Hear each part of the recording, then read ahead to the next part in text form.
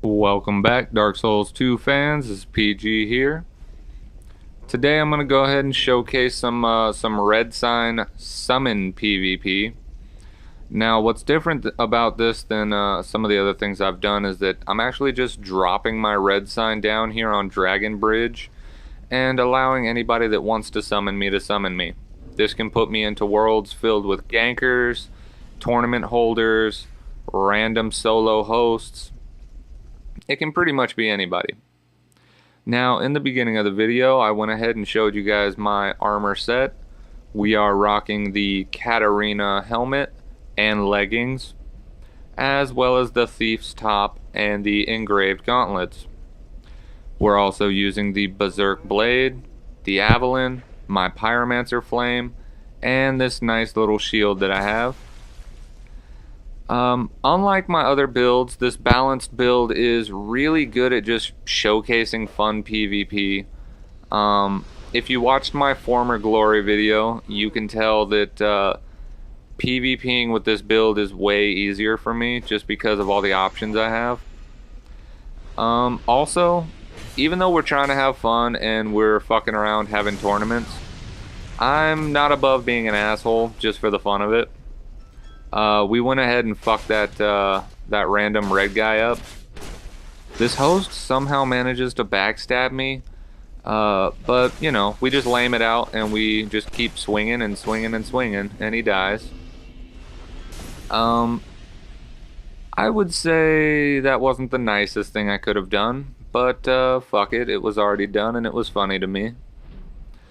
Another thing is a lot of the times you can tell that you're in a tournament just by if they've dropped some prism stones.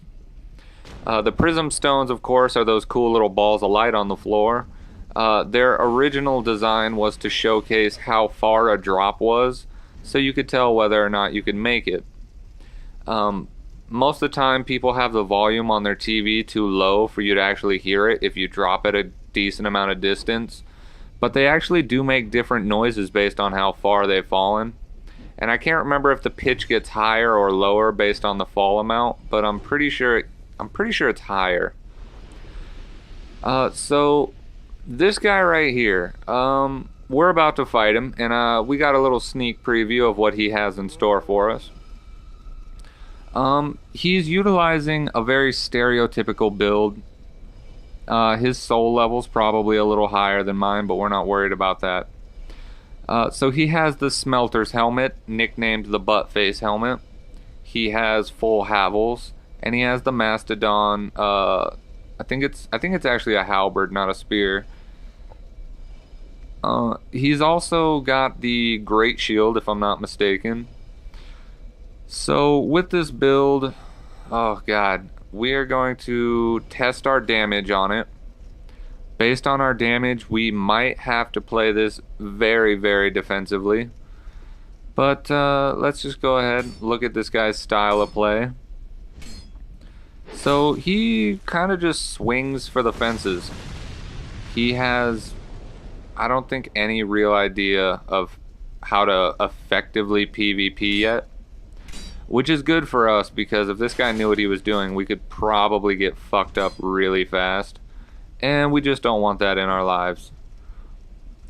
So we're going to want to try to parry him and see how much our parry damage is. We're also going to want to see if we can backstab him. Also, just based on that one stab, it's going to take about maybe 10-12 swings to kill this guy. He hasn't managed to hit us yet, but I get the feeling that he could probably kill us in about 4 or 5, yeah, about 4 or 5 hits he could probably kill us. So he has the distinct damage advantage, but if we can create a little bit of distance, we can switch to our Avalon and fuck him up. Hopefully the Avalon will do a decent amount of damage. Now he's back there doing his own thing. And we're just going to go ahead and shoot some bolts downrange, and he's at about half health now. He's switched out to the Black Knight Halberd. I'm not 100% sure why he did that. He gets himself parried. That's actually the Scythe. That is not the Black Knight Halberd, that is the Scythe. I'm not sure why the hell he switched. He definitely got parried for it though, because that was a really easy weapon for me to parry. Now our concern is that he might do more damage now than he did previously, but his health is so low that we should be able to fucking kill him really easy. This build, all in all, is a stereotypical build. It's a build that you see a lot in Dark Souls. I really wish people would get over this build. It's probably a build that's going to stick around for a good year. But that's alright. We can learn effective and efficient ways of dealing with builds like this later on. So let's go ahead, give him another chop, see if we can kill this guy. He's backing up. We have the distance. You think he would have learned that we were trying to use the Avalon as much as possible, but I don't know. I guess that guy is he's not as experienced as he looked, but that's alright. So we went ahead, won that that little match, but that host actually took forever to summon other people. So we are going to go ahead and cut that video there and enter a different match. Now this guy right here is actually the guy that lost the last match to the guy that we just beat. So if you do the math on that, he lost to someone that we beat, so we should be able to beat him, right? I mean, it only makes sense. So he's got a light build, and he's hyper aggressive. That being said, that was definitely an easy match for the heavy armored guy. But for us, this might be a problem. He's got a shitload more stamina than we do. But if we utilize our stamina effectively, instead of swinging like an idiot, we should be able to win relatively smoothly. Now, we're at about half health, and he's a little bit under half. So technically, we're in the lead. I'm not sure if he's using a broadsword or something else.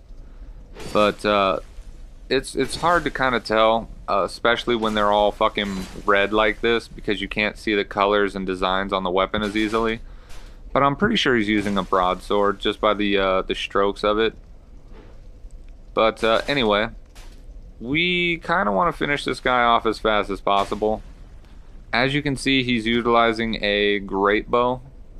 And the great bows, as well as normal bows, all have this really awkward, cheap kind of technique where you just have to kind of sit there and, you know, have a bow, or not a bow, have your arrow on the draw.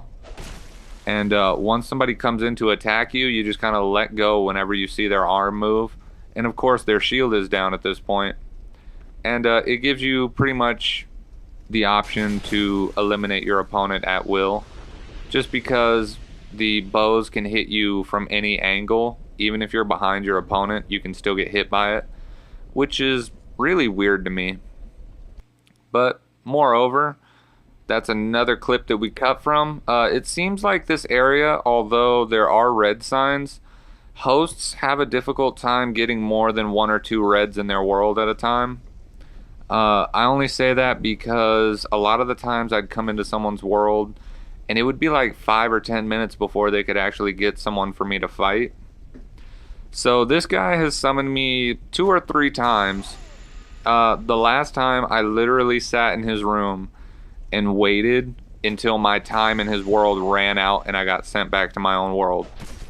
That was a solid like 10-15 minutes. So this time we're letting him know we're not here to fucking earn souls for this motherfucker.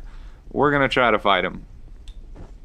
So I attacked him to get get aggressive. I gave him the option of healing before the match started, but he decided he didn't want to. Hopefully this red stays the hell out of this match, because I'm pretty sure we can take this guy. He's utilizing 2 katanas at a time, which is pretty cool, but it really does burn through your stamina. So as you can tell, he's having to play very defensively and manage his stamina. He's also got low poise, and as you all know, low poise means stun lock, and stun lock pretty much means easy victory for us. And let's celebrate by pissing off that red phantom. Give him a couple bolts in the eye. Just for fun. And he was also using a katana, so I guess we were all just using katanas, which is pretty lame. I'd really rather not have weapons that everyone else uses. But of course, you're kind of limited by the amount of weapons there are in the game. And as always, we will strive to find new, harder to get weapons. This guy's using a great sword, but he's not actually the one I'm fighting. So I guess he doesn't matter for right now. We got a guy down here. He's using the mammoth's, what is it? The mammoth's halberd. He's not actually a heavy build, so I'm not really worried about this. We should have the speed advantage and the damage advantage at this point. He's got it buffed so that he can do extra damage, but if he can't hit us, he can't hurt us. So I'm not too worried about it. Gonna go ahead and teach him not to block when he doesn't have any stamina to hold. And go ahead, give him some crossbows. Or some bolts, I should say. Now, he's only hit me once. And you can tell that did a enormous amount of damage for just one attack. Trying to finish him off with one of these witching urns, and it's just not working. So, let's just go ahead, create a little distance, and shoot him with the Avalon. The Avalon is an amazing tool for finishing a match.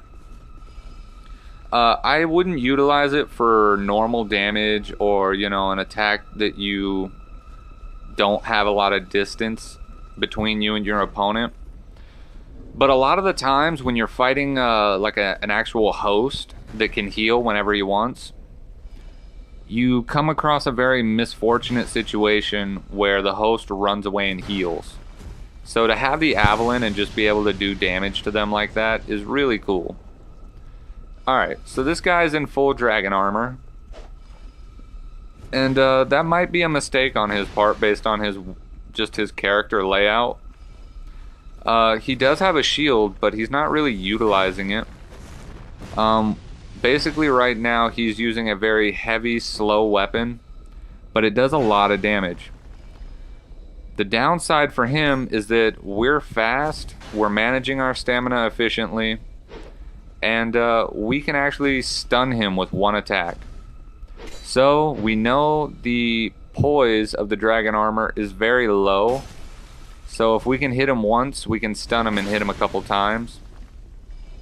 Now he did almost half my damage with that one attack, but we're not too worried about it because he's already pretty low on health.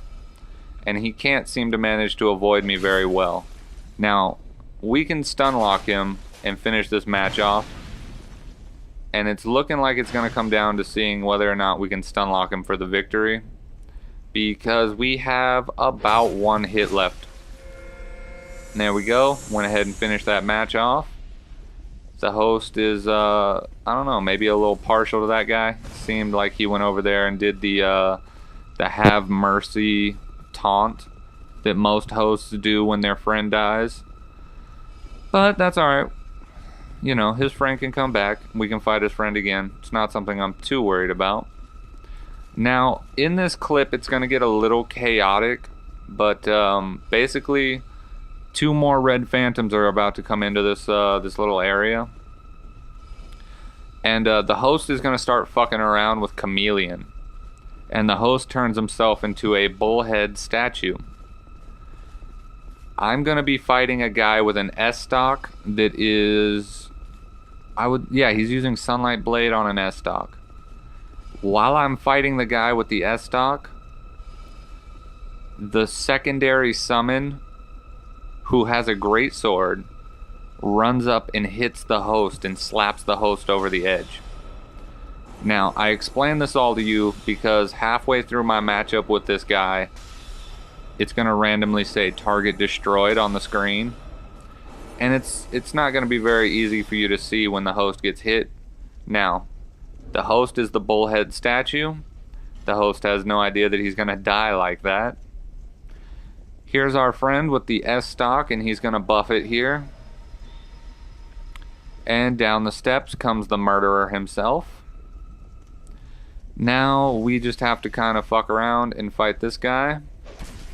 Now, usually I'd be annoyed that a summon messed around and fucked up my match, but I still win this match, and I'll let you guys kind of see how it plays out. But as you can see, that guy has a great sword, and he's standing next to the host. Now, he comes over here and hits this ledge, and I think that was a warning to the host. Here comes the running shot. It's going to come up here in a second. You'll be able to see it in the, I think it's going to be your top left corner of the screen here in a minute. I'm going to come this way, and then it's going to be in the screen top right. You see him come in and attack. The host falls over the ledge. He comes over here and starts attacking us. But I finish the match with the guy with the S-Stock. And we show some love to this Dragon Greatsword user. Alright, so all in all, I think that was actually pretty funny. I don't mind matches like that at all. Especially when we're just out here trying to have fun. Now, the more ugly side to randomly letting people summon you is that you're going to come across gankers. Gankers, of course, are people that utilize one or two friends, and they both or all try to assault you at once. Here's the game plan with gankers. You throw out a fake attack meant to distract them, and then you run. You get in front of them, you get behind them, whatever the case might be, and you get out here onto this area, and you're going to go towards where the great bow wielding Alone Knight captains are. As you can see, these guys stop chasing me and start trying to shoot me. There goes one arrow right there, and they shoot another one as I jump. So, as you can see, it's really hard to hit somebody, especially when they're running. So we managed to get up here, and once you get up here, it's going to be the same every time. You'll wait a couple minutes. I just cut the video so you didn't have to wait. This summon is going to run up while the host tries to shoot arrows at you or throw lightning bolts at you, whatever the case might be. The summon is going to come up here. Yep, the summon just made the jump, and he's going to come up here and try to fight us. And now that you have the summon by himself, it should be relatively easy to kill the summon. But things actually end up getting a little bit laggy. And now that I'm up here fighting the summon, if you saw there on the bridge like 5 seconds ago, the host is actually on his way over here. Now, if we keep this guy guard blocking, we should be able to break his guard here in about 2 or 3 swings. There we go. I was really hoping this was going to finish him off, but it didn't do shit for damage. Gonna go ahead and use our last casting of Great Fireball. Now he switches back. We have almost no health, but we attack this guy and then it waits and he dies, which is pretty weird. But it's just the host now, and even though we don't get to finish off the host due to some lag, we do, however, get to kill his friend, and he's gonna have to struggle to get his friend back in time. And I'm sure he got invaded before that. So anyway, guys, thanks for watching, and as always, stay tuned for more episodes. Be back in 2 weeks.